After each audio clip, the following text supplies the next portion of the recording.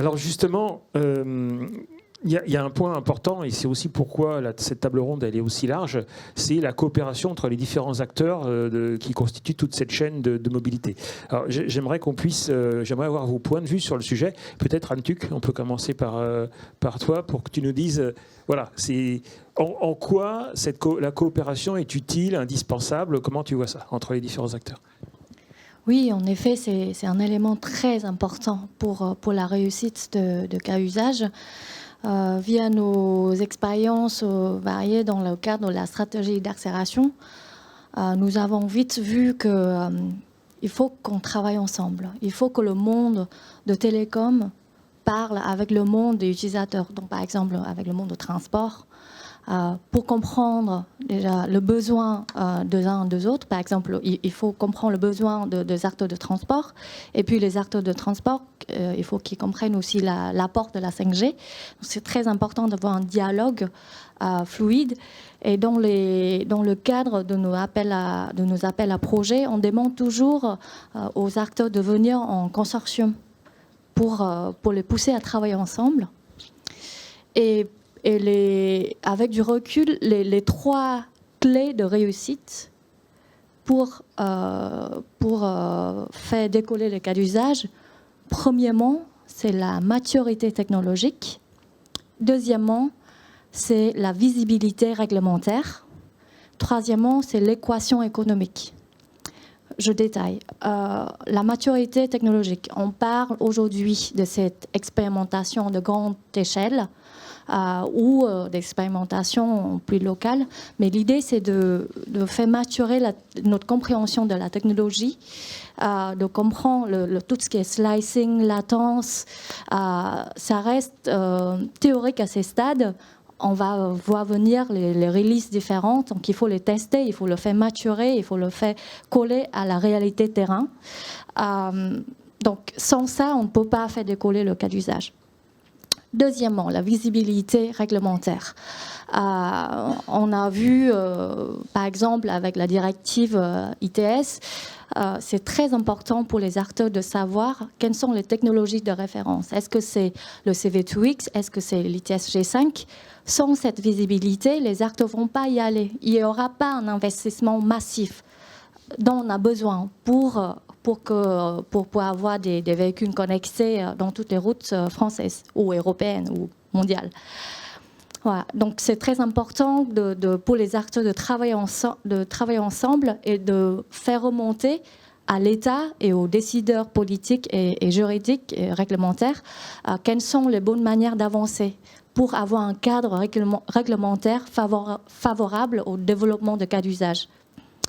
Et le troisième étape, c'est l'équation économique. Parce que oui, l'État est là pour donner un peu d'aide au début, mais à long terme, pour que ça marche, il faut une équation économique. Il faut le killer application, c'est non seulement parce qu'il y a un besoin technologique et sécurité ou fiabilité, mais aussi il faut que ça paye derrière. Il y a de chiffre d'affaires qui arrive, il y a de vraies demandes par les utilisateurs.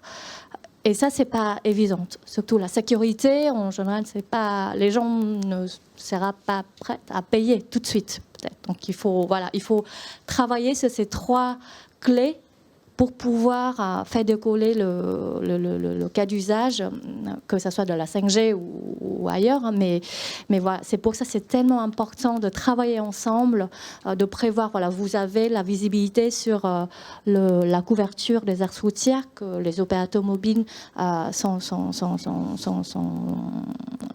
été dans la discussion avec l'État, étaient prêts à accepter, et je les salue, parce que c'est des investissements très importants. Donc, profitez-le.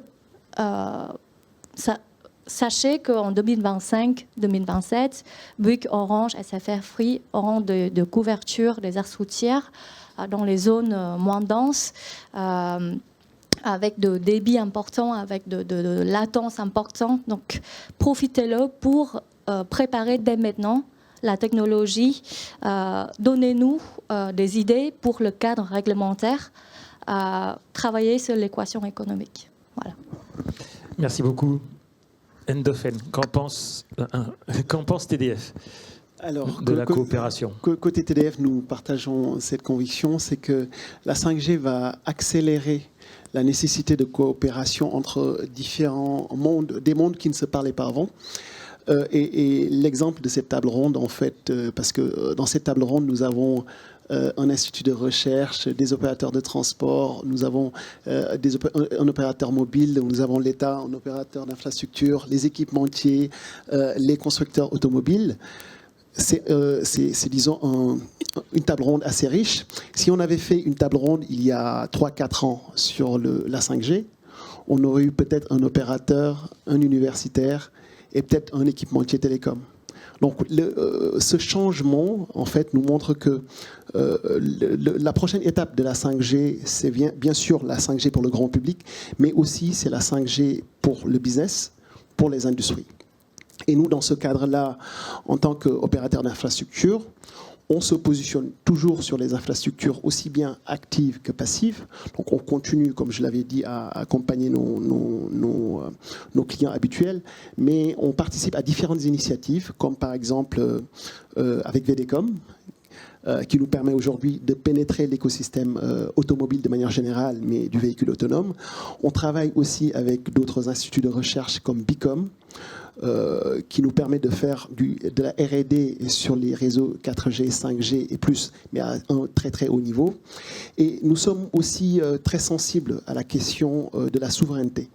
On n'a pas eu beaucoup de temps d'en parler aujourd'hui, mais lorsqu'on parle de véhicules autonomes ou bien d'un réseau de véhicules autonomes qui se base sur un réseau de téléphonie mobile, la question de la fiabilité de la radio est importante.